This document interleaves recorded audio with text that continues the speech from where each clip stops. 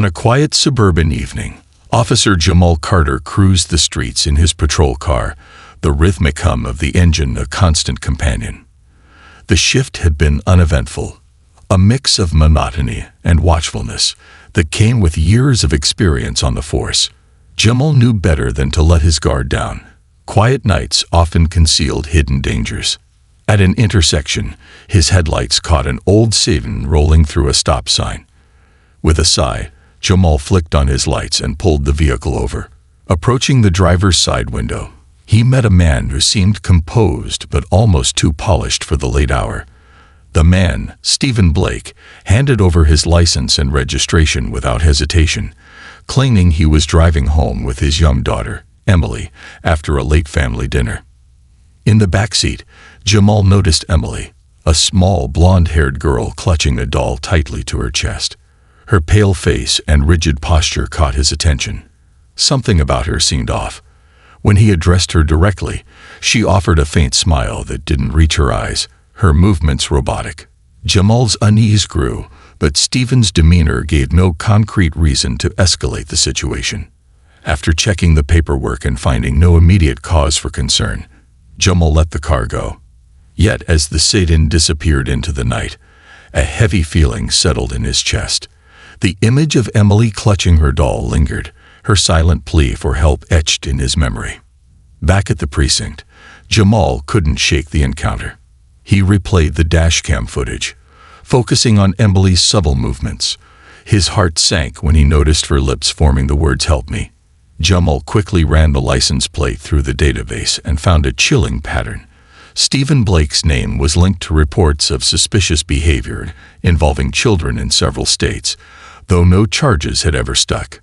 Further investigation revealed an active Amber Alert for a missing child named Emily Harper, last seen 3 days ago in Ridgefield, about 50 miles away. The description matched the girl in the backseat. Jamal's gut churned. Emily wasn't Stephen's daughter. She was a victim. Grabbing his radio, Jamal issued an all-points bulletin, APB, for Stephen's vehicle and alerted Ridgefield authorities. The Amber Alert confirmed his fears. Emily Harper had been abducted, and the man Jamal had let go was likely her captor. Detective Sarah Mills, Jamal's trusted partner, joined him at the precinct to map out a plan. Together, they pored over Stephen Blake's file, uncovering a disturbing pattern. Stephen targeted public spaces like parks and playgrounds, where children might wander off. He was methodical, vanishing before authorities could catch him. Ridgefield police flagged a potential lead, an old hunting cabin 30 miles away, owned by Stephen's uncle that long abandoned. "Let's not waste time," Sarah said. "If he's planning to move her, that cabin might be his next stop." Jamal's mind raced. He couldn't shake the guilt of letting Stephen drive away, but he pushed it aside. There was no room for regret, only action. With a small task force mobilized, Jamal and Sarah led the charge toward the hunting cabin. The winding roads through dense woods were eerily quiet, the darkness pressing in around them. Every second felt like an eternity as Jamal's cruiser sped through the night. When they reached the cabin, the officers moved swiftly but cautiously. The dim glow of a lantern flickered through the window. Jamal's heart pounded as he approached the door, gun drawn. Inside, he could hear muffled voices, a man's calm tone, and a child's soft whimper. With a signal from Sarah, Jamal kicked the door open. Stephen stood frozen, his hand gripping Emily's arm. The little girl's tear-streaked face turned toward Jamal, her wide eyes filled with both fear and hope. "Police, let her go," Jamal commanded, his voice firm. Stephen hesitated, his calculated calmness faltering. But before he could react further, Sarah moved in, disarming him and pulling Emily to safety. The other officers secured Stephen in handcuffs, his face a mask of defiance. As the chaos settled, Jamal knelt beside Emily, who clutched her doll tightly. "You're safe now," he said gently. Her small frame trembled, but she nodded, tears streaming down her cheeks. Later, as Emily was reunited with her family, Jamal watched from a distance, Relief washed over him, but so did a deep sense of responsibility. He had come close to letting her slip through the cracks, but his instincts and persistence had saved her life. The incident reminded Jamal of why he joined the force: to protect those who couldn't protect themselves. It reinforced the importance of trusting his gut and taking action, even when the situation seemed unclear. Emily's silent plea had been enough to ignite his determination, proving that small, quiet signals could hold immense weight. In the following days, Jamal worked tirelessly with Child Protection Services and other departments to ensure Stephen Blake would never harm another child. Emily's case became a turning point in his career, a testament to the power of vigilance and compassion. This story is a powerful reminder of the importance of listening to our instincts, of being the voice for the voiceless, and of acting with courage in the face of uncertainty. Jamal Carter's unwavering dedication serves as an inspiration to us all. Even in the darkest moments, a single act of bravery can change the course of someone's life forever. The race against time. Officer Jamal Carter returned to his cruiser, adrenaline coursing through him like a river during a storm. Though they had secured Emily Harper and arrested Stephen Blake, Jamal's mind wasn't at ease. The hunting cabin was just one piece of the puzzle, and something about Stephen's smirk during the arrest lingered like an ominous shadow. "What are you thinking?" Detective Sarah Mills asked as they stood beside the cruiser, the crisp night air biting at their skin. Jamal glanced toward the cabin, now illuminated by the flashing red and blue lights of their vehicles. "This feels too easy. Guys like Stephen don't just stop with one. What if there are more kids?" Sarah's brow furrowed as she processed his words. "We don't have evidence of other victims, yet, but we know he's calculated, careful, and manipulative." "You're right. He's probably been at this for longer than we realize." Jamal nodded, determination etched across his face. "If there are other children out there, we don't have time to sit back and wait. We need to make him talk." Sarah sighed, rubbing her temple. "Easier said than done. Guys like him thrive on control. He won't give us anything unless he wants to." Jamal's mind raced, piecing together the clues. "Then we take away his control.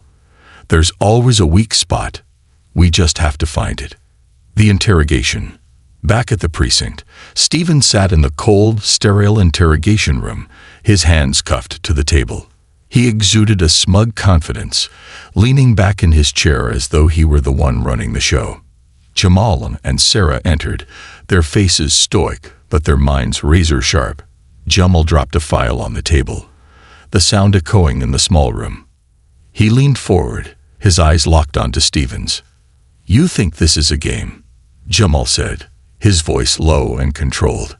"Because I promise you, we're not playing." Stephen smirked, tilting his head. "Officer Carter, isn't it? You should be thanking me for cooperating.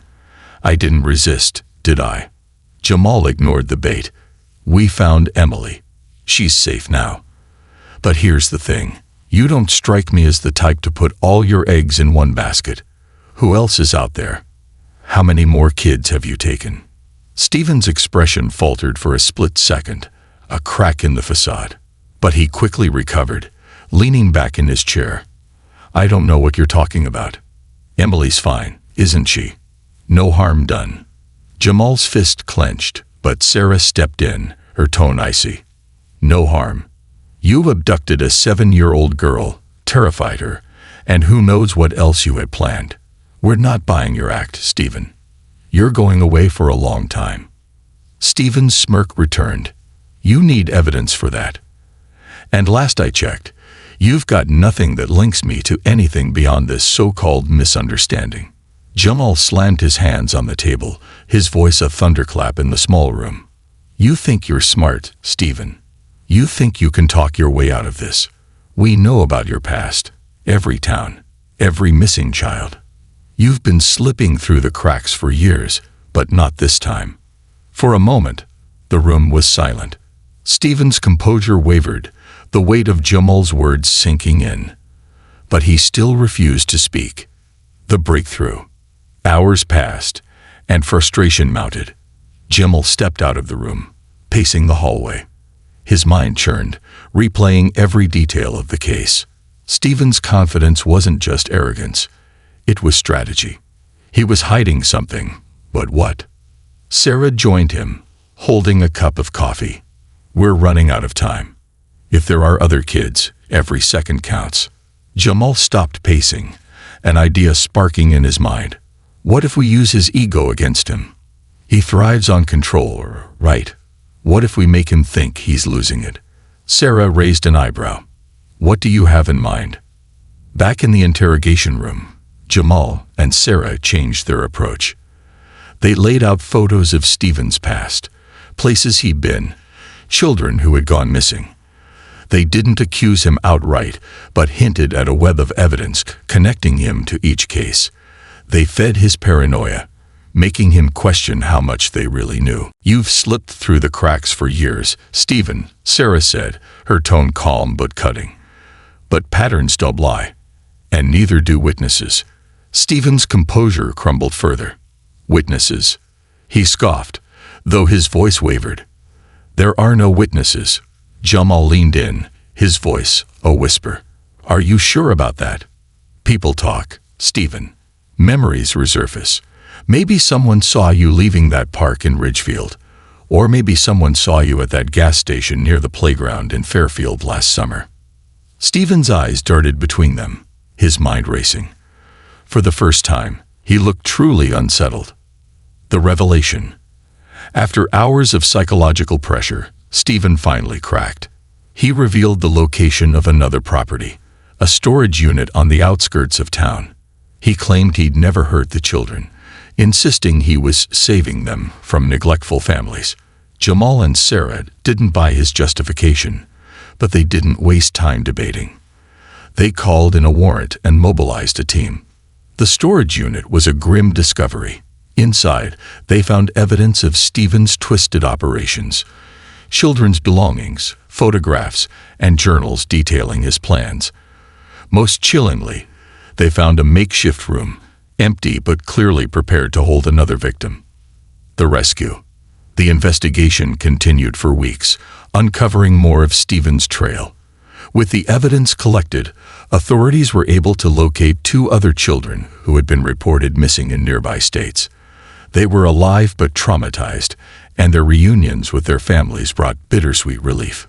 Jamal worked tirelessly, ensuring every lead was followed.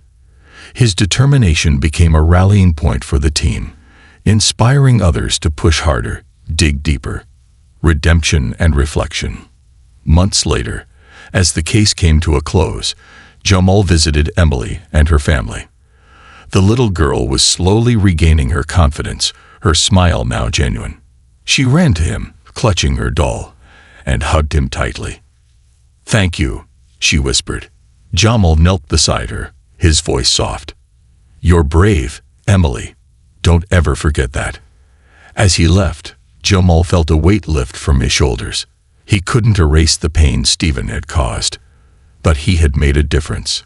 He had fought for justice, for the safety of those who couldn't fight for themselves. And in doing so, he had proven that even in the darkest moments, hope could prevail, and one person's courage could change countless lives. Healing the fractures. Months after Stephen Blake's arrest and the rescue of Emily Harbor, Officer Jamal Carter still carried the weight of the case. Though Emily had been reunited with her family and other victims had been located, the experience had left scars on everyone involved. For Jamal, it wasn't just about catching a criminal. It was about confronting the fragility of the world he had sworn to protect. A city reclaimed. The precinct had been unusually busy in the months following the case. The community, shaken by the news of Stephen Blake's crimes, had rallied to ensure better protection for children. Local leaders spearheaded new initiatives, creating safer public spaces and funding awareness programs to educate parents and children about safety. Jamal was at the forefront of these efforts, speaking at schools and town halls, using his experience to inspire change. At one such event, Emily's mother, Rachel Harbor, approached Jamal after his speech. Her face was lined with both gratitude and exhaustion, but her eyes held determination. "Officer Carter," she began, her voice trembling slightly. "You didn't just save Emily that night. You saved our entire family.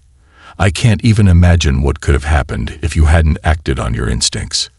Jamal shifted uncomfortably, still struggling to accept praise for what he saw as a duty.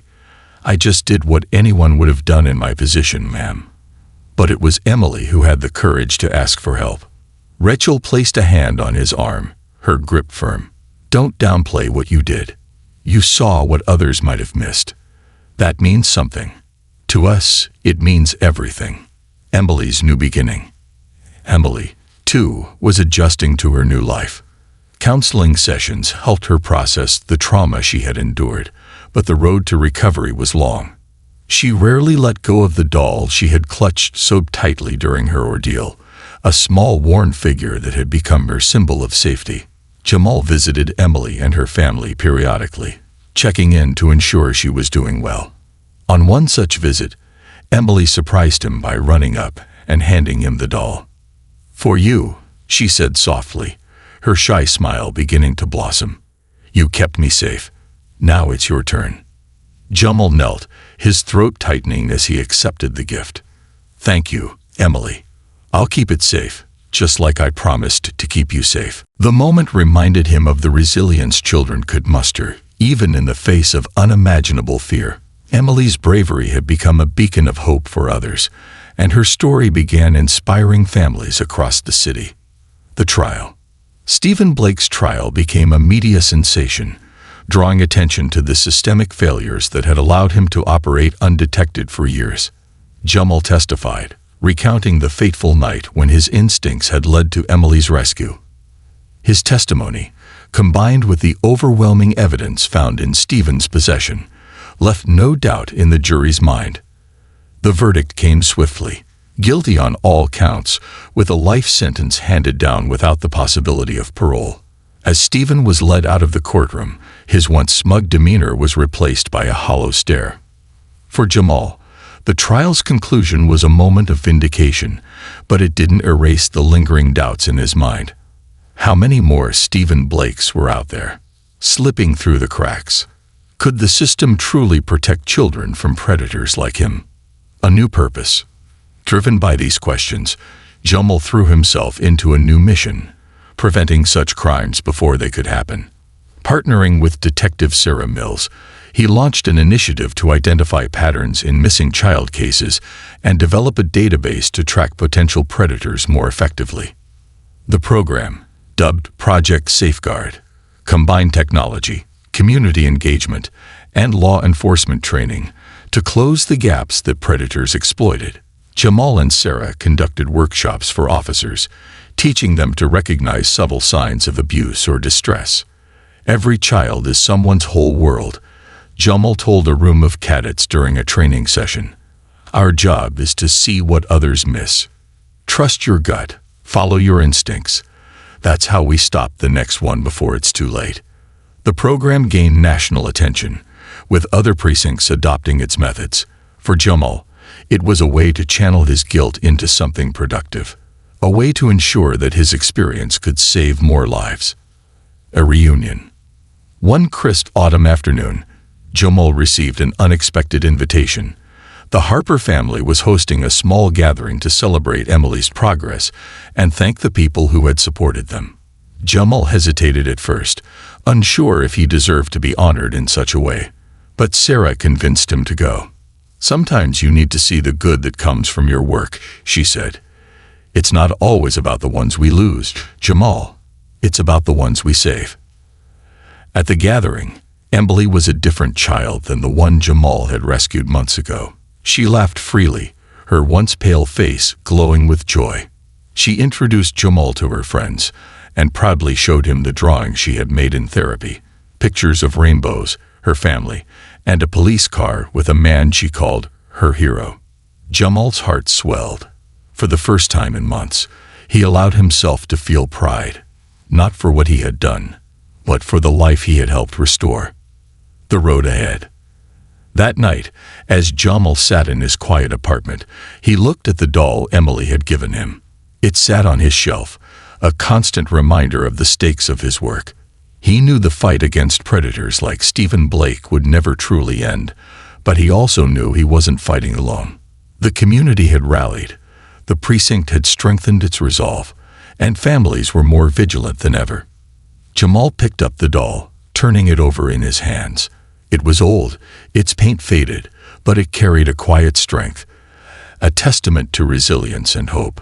Setting it back on the shelf, he whispered a silent promise. For every Emily out there, I'll keep fighting. I won't let the darkness win. The road ahead was long, but Jamal Carter walked it with purpose, knowing that even in the darkest nights, there was always light to guide the way. And sometimes that light came from the courage of a little girl and the unwavering determination of those who refused to give up. A light in the darkness. Months had passed since the case against Stephen Blake had concluded. Though life in the city appeared to return to normal, Officer Jamal Carter's world had irrevocably changed. The experience of rescuing Emily Harper and uncovering Blake's twisted operations had left a mark on him, one that wasn't so easily erased. For Jamal, the end of the case was only the beginning. A spark had been ignited within him, a relentless drive to ensure no child would ever experience the horrors Emily endured. This resolve propelled him into new uncharted territory, forcing him to confront the complexities of a system riddled with cracks. The ripple effect. Emily's story had become a symbol of hope for families across the city. Her bravery inspired community leaders to push for stronger safeguards, and her family worked tirelessly to advocate for missing children.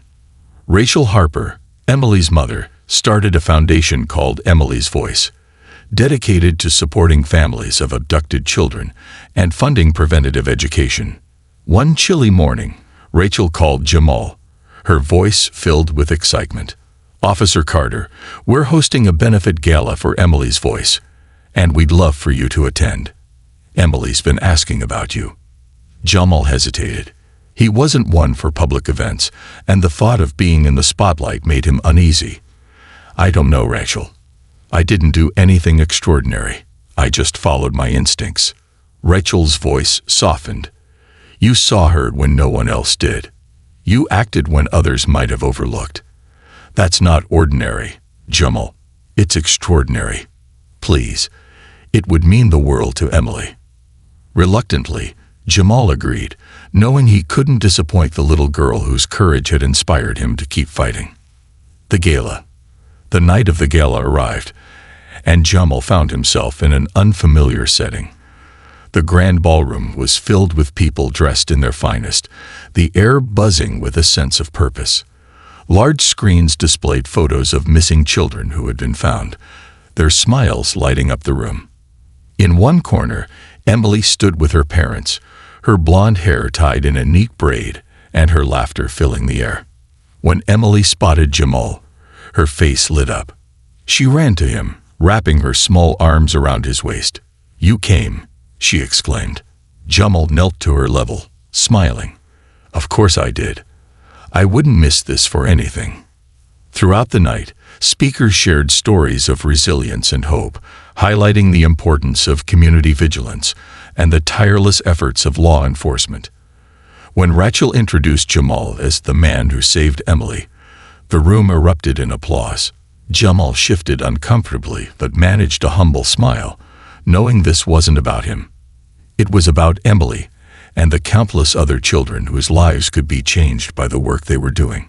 A new challenge. In the weeks following the gala, Jamal's focus turned toward a troubling pattern emerging in neighboring towns. Reports of missing children had increased, and the details bore an eerie resemblance to the cases tied to Stephen Blake. Though Blake was behind bars, it became clear that his methods had inspired others. Detective Sarah Mills joined Jamal in his growing concern. "It's like we cut off one head of the snake, and two more have taken its place," she said, spreading photos and case files across their shared desk. "This isn't just one person. This is a network." Jamal leaned over the files, his jaw tightening. "If it's a network, we need to find the head. These aren't isolated incidents. They're connected. We just have to figure out how." Together, they pored over data, searching for links between the cases. They cross-referenced reports, tracked online forums, and analyzed patterns in abduction methods. Slowly, a picture began to emerge. A shadowy ring of predators operating under the radar, exchanging information and evading detection. The hunt begins. Jamal and Sarah brought their findings to their captain, who authorized the formation of a specialized task force. The team included cybercrime experts, undercover agents, and social workers, all working toward a common goal: dismantling the network and bringing its members to justice. The investigation was grueling. Leads often ran cold, and the team encountered countless dead ends. But Jamal refused to give up. Every time frustration threatened to derail them, he thought of Emily, the faint plea for help she'd whispered that night. He reminded himself that every dead end brought them closer to the truth. One breakthrough came when a cybercrime analyst traced encrypted messages on the dark web to a secluded property in a rural area. Surveillance confirmed suspicious activity, and a warrant was secured. The task force moved in, uncovering a chilling operation, evidence of child trafficking, coded ledgers, and a list of names. Among the names was one that sent a chill down Jamal's spine: Stephen Blake. Though he was in prison, it seemed he had been communicating with members of the network, passing on his methods and contacts. The discovery intensified their efforts, fueling a relentless pursuit of justice, a dangerous confrontation. As the task force closed in on key figures within the network, the stakes grew higher. One operation led Jamal and Sarah to a remote warehouse where children were believed to be held. The air was tense as they approached, their team prepared for anything. Inside, the scene was chaotic. Men scattered as officers stormed the building, and the sound of shouts and footsteps echoed off the walls.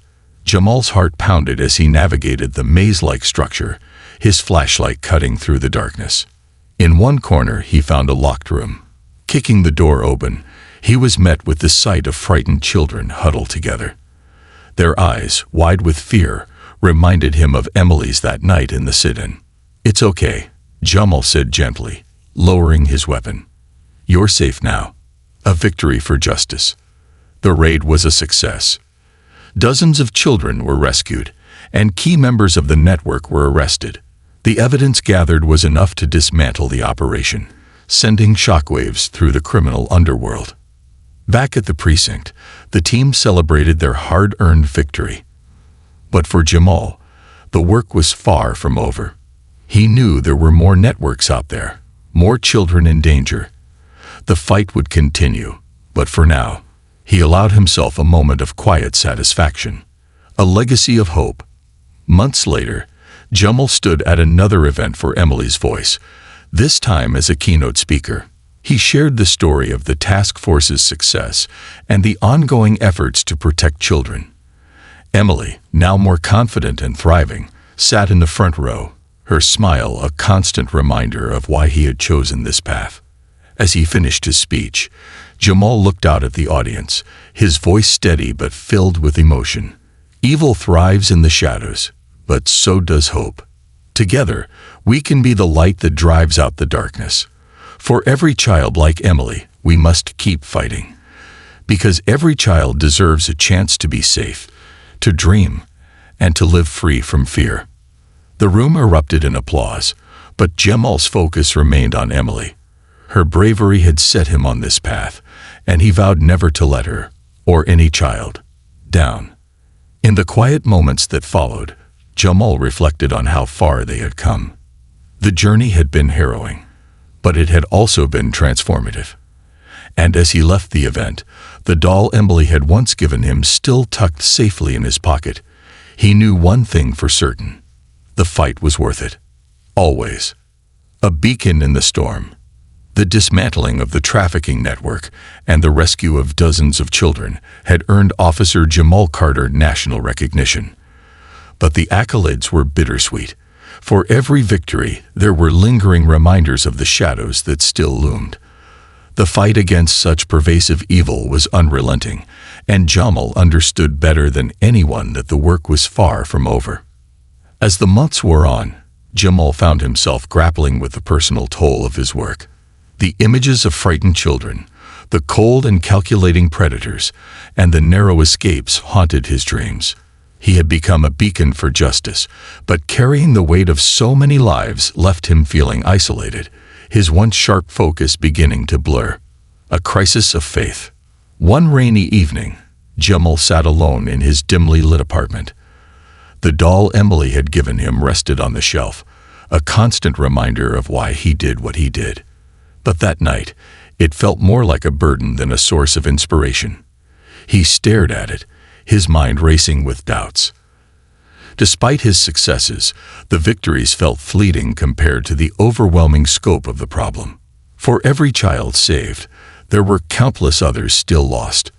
Jamal couldn't shake the feeling that he was fighting a battle he couldn't win. His phone buzzed, pulling him from his thoughts. It was Detective Sarah Mills. "Jamal, you okay?" she asked, her voice laced with concern. "You've been quiet lately." "I'm fine," he replied, though his tone betrayed him. "You're a terrible liar," Sarah said with a soft chuckle. "Talk to me. What's going on?" Jamal hesitated before finally admitting, "I'm tired, Sarah. Tired of feeling like we're just scratching the surface. No matter how hard we push, there's always more darkness out there." Sarah paused before responding, her voice steady. "You're right. It's overwhelming. But you have to remember, every life we save is a light in that darkness. You're not doing this alone, Jamal. None of us are." Her words struck a chord, but they didn't fully dispel his doubts. After the call ended, Jamal found himself staring at the doll again, its small, faded face seeming to plead with him to keep going. A new path. The following morning, Jamal arrived at the precinct with a renewed sense of purpose. If the weight of his work was too heavy to bear alone, he realized he needed to build something stronger, a foundation that others could carry with him. Over the next few weeks, Jamal began reaching out to survivors of child abduction, their families, and even other officers who had faced similar cases. His goal was to create a support network not just for victims, but for those working on the front lines. He called it Operation Harbor, a nod to the safe haven he hoped to provide. Operation Harbor. Operation Harbor quickly gained traction. The program included therapy and counseling for survivors and their families, training for officers on how to manage the emotional toll of their work, and community outreach programs to educate the public about prevention and awareness. Rachel Harper, Emily's mother, became one of the initiative's most vocal advocates. She shared her family's story at events and fundraisers, her voice trembling with both pain and hope. "This is more than just a fight against predators," Rachel said at one such event. "It's a fight for healing, for resilience, for hope. Officer Carter saved my daughter, but his work didn't stop there. And neither should ours." Emily, now thriving in school and therapy, also became a symbol of the program. Her bright smile and boundless energy served as a testament to the power of second chances. The ripple expands. One of the most impactful aspects of Operation Harbor was its ability to inspire others. Law enforcement agencies across the country began adopting its framework, and communities started creating their own versions tailored to their unique needs. The program sparked a national conversation about child safety and the emotional well-being of first responders. For Jamal, the most rewarding moments came during his visits to schools and community centers. He would kneel down to a child's level, listening as they shared their dreams and fears, and reminding them that they were never alone. A new threat. Just as Jamal began to find balance in his life and work, a chilling new case emerged. Children were disappearing again, but this time, the methods were different, more sophisticated, more elusive. The kidnappers were using encrypted communications and fake identities, making it nearly impossible to trace them. Jamal and Sarah were pulled into the investigation, their team diving headfirst into a digital labyrinth.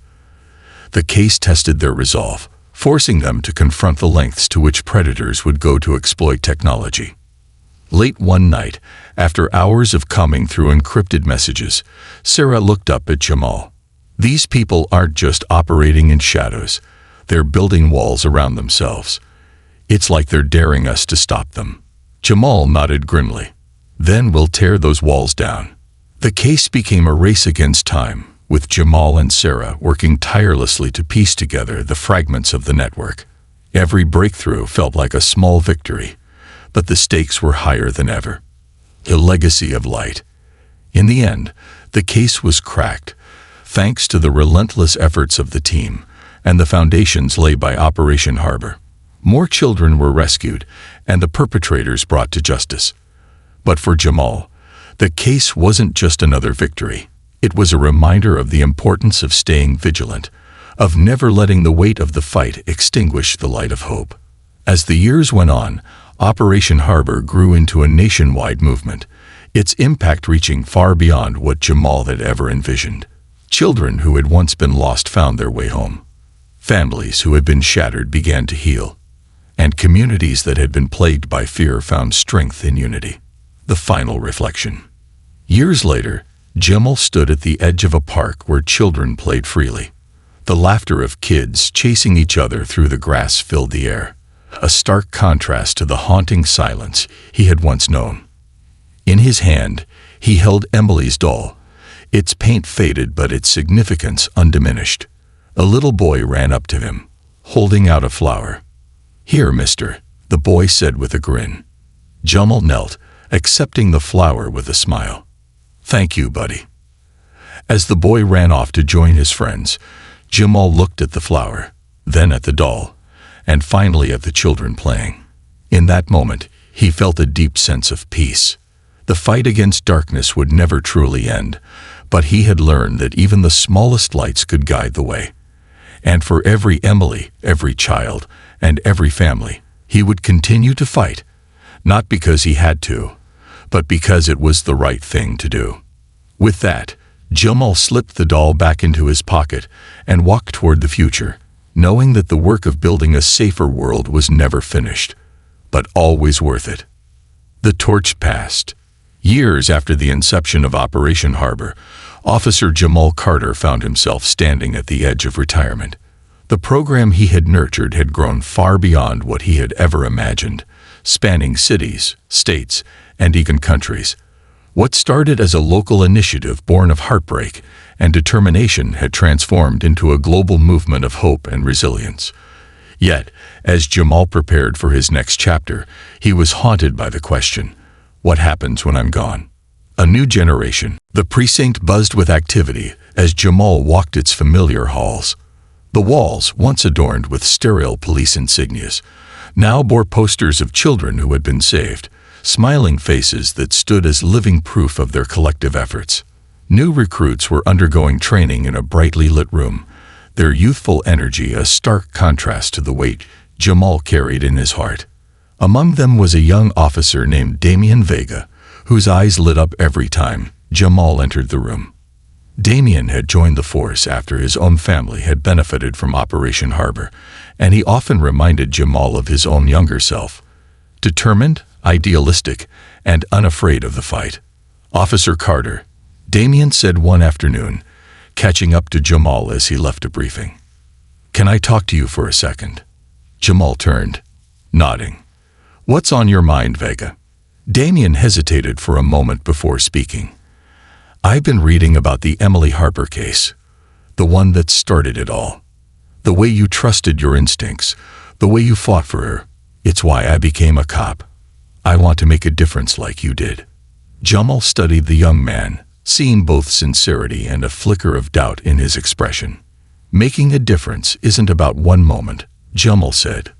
"It's about showing up every day, no matter how heavy the load gets. You don't have to be perfect, you just have to care." A sudden crisis. The precinct was thrust into chaos one night when a new case hit their desks, a series of coordinated child abductions in a nearby city.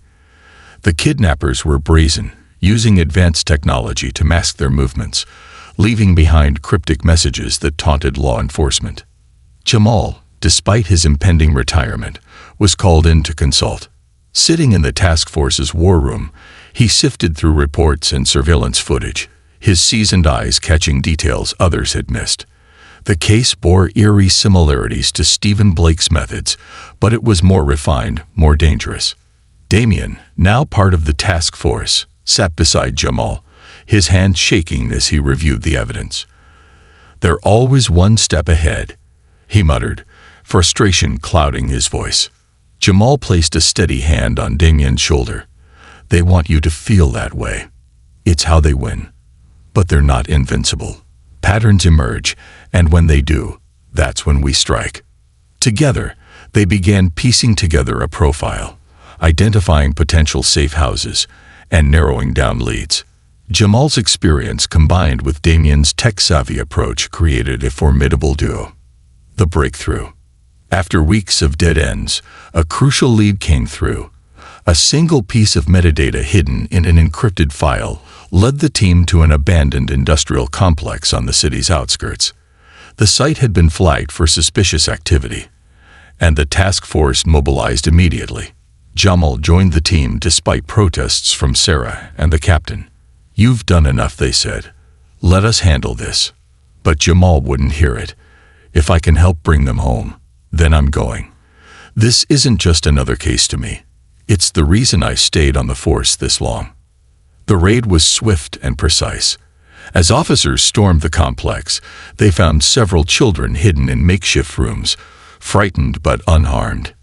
Damien was the first to reach them, his voice calm and reassuring as he led the children to safety. Jamal stayed behind, searching the premises for any remaining evidence. In a dimly lit office, he found a wall covered in photos and notes, a chilling reminder of the predator's far-reaching plans. Among the items was a single photograph of Emily Harper, taken years ago. Jamal's breath caught in his throat. They'd been watching this whole time, he thought, his resolve hardening. Though the operation was a success, the fight was far from over. A farewell to arms. The day of Jamal's retirement ceremony was bittersweet. The precinct gathered to honor his decades of service, recounting his heroics and the legacy he had built. Rachel Harper and Emily were among the attendees, their presence a testament to the lives he had touched.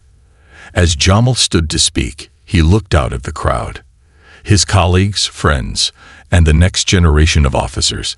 He saw Damien standing in the front row, his eyes filled with admiration. "I'm not a man of many words," Jamal began, his voice steady. "But I'll say this, every child we save, every family we reunite, every predator we stop, it's worth it. This job is hard. It'll break your heart more times than you can count, but it's also the most important thing you'll ever do." He paused, his gaze settling on Damien. "And when you think you can't take another step, remember this. You're not walking alone. The people around you, the lives you've touched, they're all with you. Keep the fight alive." As the ceremony ended, Damien approached Jamal, extending his hand. "You've been my mentor, sir. I don't know how I'll fill your shoes." Jamal smiled, clasping Damien's hand firmly. "You're not filling my shoes, Vega. You're carving your own path, and I have no doubt you'll make it count." The torch passed. Jamal's first morning of retirement was strangely quiet. No radio static, no reports to review, no hurried phone calls. As he sat on his porch with a cup of coffee, he felt a sense of peace he hadn't known in years. But he wasn't idle for long. A week later, he joined the advisory board of Operation Harbor, mentoring officers and community leaders, ensuring the program continued to thrive. One evening, as he packed up his belongings at the precinct for the final time, he found the doll Emily had given him tucked in a drawer. Holding it in his hands, he felt a wave of gratitude. For Emily, for Sarah, for Damien, and for the countless lives that had been saved because he refused to give up. Jamal Carter had become more than a hero. He was a symbol of resilience, a guardian of hope, and a reminder that even in the darkest times, the light of one person's courage could illuminate the path for countless others. As he stepped out into the night, the doll in his pocket and the stars overhead, Jamal knew his story wasn't ending. It was simply evolving. The torch had been passed, but the fire he had ignited would burn for generations to come. The legacy of light. In the quiet years that followed Jamal Carter's retirement, the world he had helped shape continued to grow stronger. Operation Harbor evolved into a cornerstone of law enforcement and community safety, saving countless lives and providing resources for families, officers, and survivors. Jamal, though no longer in uniform, remained deeply involved, serving as a mentor and advisor to the next generation of protectors. One spring afternoon, Jamal stood at the edge of a park where children laughed and played. Parents watched from benches, their faces free of worry, a testament to the safer world his efforts had helped create. Among the children, a familiar face stood out. Emily Harper, now a teenager, her blonde hair glinting in the sunlight. She was volunteering at a safety booth, speaking to younger kids about how to protect themselves and find help when they needed it. Jamal felt a swell of pride as he watched her. Emily had become a beacon of hope in her own right, her resilience and courage inspiring others. She was proof that even in the face of darkness, life could flourish again. The conversation. Later that day, Emily approached Jamal, her smile as bright as ever. She sat beside him on the park bench, carrying a scrapbook filled with newspaper clippings, photographs, and mementos of her journey. "Look," she said, flipping through the pages. "I've been keeping track of all the kids you've saved. Not just me, but everyone. Do you ever stop to think about how many lives you've changed?" Jamal chuckled softly, shaking his head. "I don't think it's something you can measure, Emily. It's not about numbers. It's about moments. The moment a child feels safe again. The moment a family is whole. That's what matters." Emily nodded thoughtfully, then reached into her bag and pulled out a photo of herself as a child, clutching her doll. She handed it to Jamal. "This is for you," she said. "I wouldn't be here without you, and I want you to remember that every time you think the work didn't matter." Jamal stared at the photo, his throat tightening. He placed it in his pocket beside the doll, his voice soft but steady. "Thank you, Emily. I'll keep it with me always." The lesson. As the sun dipped below the horizon, casting a warm golden glow over the park, Jamal reflected on the lessons his journey had taught him. He realized that true heroism wasn't about grand gestures or single moments of triumph. It was about persistence, compassion, and the willingness to stand against the odds, even when the path seemed insurmountable. Jamal had learned that the greatest battles were often fought within, the struggle to keep faith, to find strength, and to believe that one person's actions could ripple outward to create meaningful change. He understood that courage wasn't the absence of fear, but the decision to act despite it. The final act. Years later, as Jamal's name was added to a community wall of honor, a plaque beneath it bore a simple inscription: "For those who see the light in others, even when the darkness tries to hide it, your courage shines forever."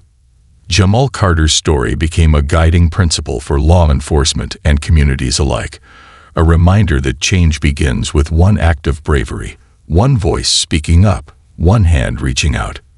The end of one chapter, the beginning of another. As Jamal walked home that evening, he felt a sense of peace he hadn't known in decades.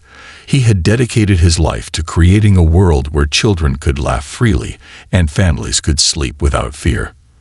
Though his role had shifted, his purpose remained. The torch had passed, but the flame continued to burn, carried by the countless people inspired by his journey. And in the quiet moments of reflection, as he sat on his porch watching the stars, Jamal knew that he hadn't just saved lives. He had built a legacy of hope, proving that even in the darkest times, light could prevail. And that was a lesson the world would never forget.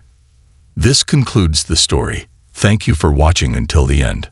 I hope you found it enjoyable. If you did, please consider liking the video and sharing it with your friends. Don't forget to subscribe to our channel and activate the notification bell for more captivating stories. Have a great day.